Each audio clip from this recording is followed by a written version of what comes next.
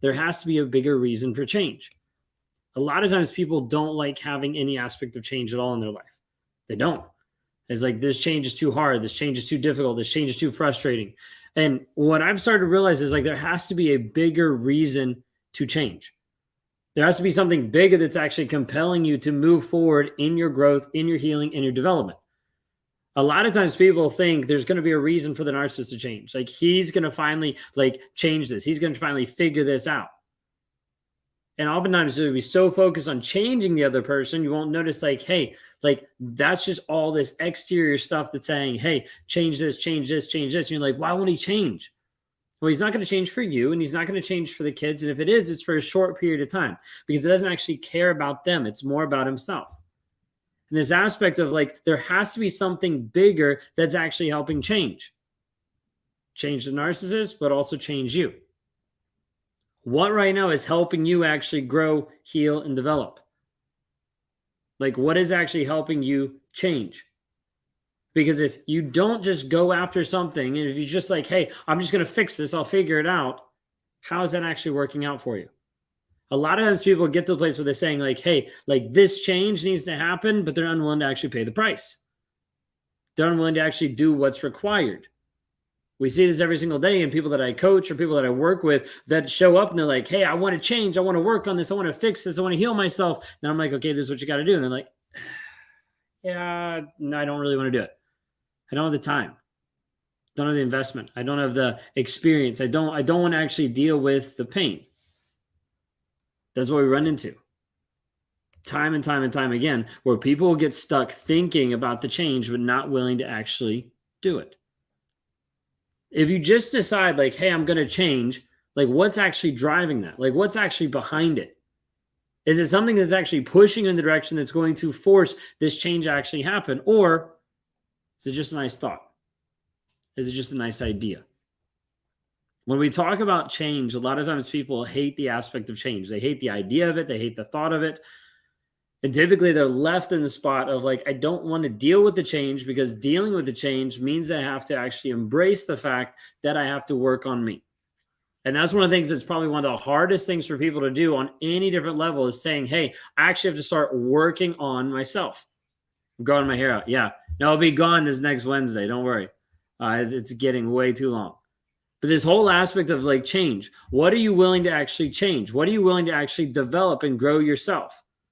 Okay, because if you don't, nothing is going to happen. Like we talk this all the time to people of saying, hey, if nothing changes, nothing changes. Like everything's going to stay the same. Like you're going to stay watching narcissistic content for the rest of your life if you don't actually make a change. You're like, whoa, why would you say that? Because in my book, if you keep watching me for narcissistic content long-term, you're not actually growing. You're still stuck in it.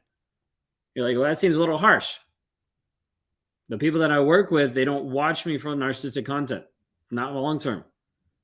Because they've got to the point where they've broken the trauma bond, and now we're focused on their goals. Now we're focused on the direction. Now we're focused on moving them forward. Change might look a lot of different ways. Change might be you getting a divorce. Change might be, hey, I need to make this next step. I need to pull away. I need to block. I need to ghost. I need to go no contact. I need to set up a third-party parenting app to be able to communicate with the ex. Like I need to do all these things. Change is going to look a lot of different ways. But the thing you have to understand is there has to be change. Otherwise, we'll have the same conversation. You'll be back at the same exact place a year from now. Is that what you want?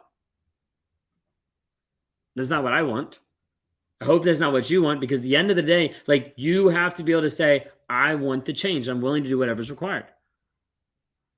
Like this is a huge part in people's growth, is being willing to embrace change.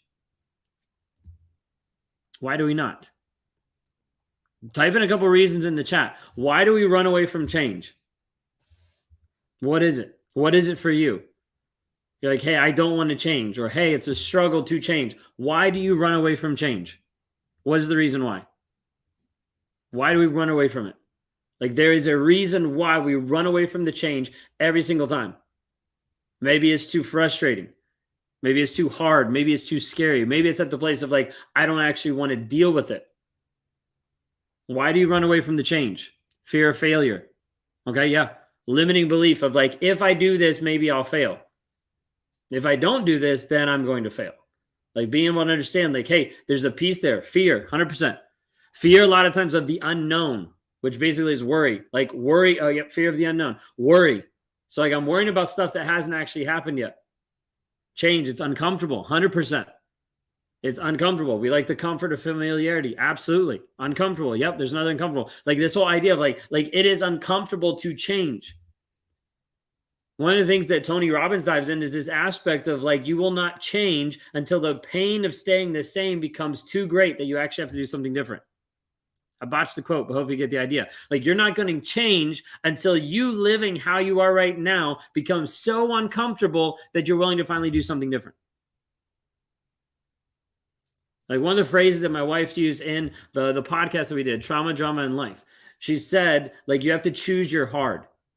You're either going to stay and it's going to be hard, or you're going to leave and it's be hard. But for her, she was like, hey, if I do this, then I can actually heal. Because otherwise, I'm not healing here. I'm not healing actually do this. You have to choose what you're actually going to do. This is the part that people run away from. This is the part that people run away from every single day, is when you get faced with the fact of what do I do? Now, I get it. You have trauma bond, you have cognitive dissonance, you have rumination, you have these intrusive thoughts, you have all these things. You're like, I'm not sure what to actually do or what to actually believe. But I need you to understand, until we get to the truth of the situation, like you have to make a choice to do that. You have to actually choose to change. Otherwise, nothing will change. Choose your hard today. Is choosing your hard going to be staying in a toxic relationship, or is it going to be figuring out how do we leave? Is choosing your hard going to be living with the reality that this person doesn't care about you and just believing a different story so you feel better about it? Or is it going to be choosing another way? Like, what are you going to choose? I don't want you to come and interact on my platform and walk away without a decision, without an idea, without a drive to be able to move you in a direction, because otherwise I'm not actually doing my job of helping you grow, change, heal, and develop. Because at the end of the day, you have to make a decision. Now, that decision could be physically leaving. That decision could be, hey, I'm actually going to make a change with my boundaries. That could be a change in how you're actually processing. That could be a change in how you're reacting. That could be a change in the rumination. That could be a change in your mindset, saying, I'm going to break this trauma bond. No matter what, I'm going to figure it out. The change doesn't have to fit in one size bucket, just saying, hey, do this, do that. I'm not here to tell you what to do. I'm here to open up your eyes to saying you need to make a choice that revolves around your growth, your change, and your development. And until you do that, we will always be stuck in the same exact environment, having the same exact conversation over and over and over again. Like, you have to get to this place where you make a decision to choose what you're going to do.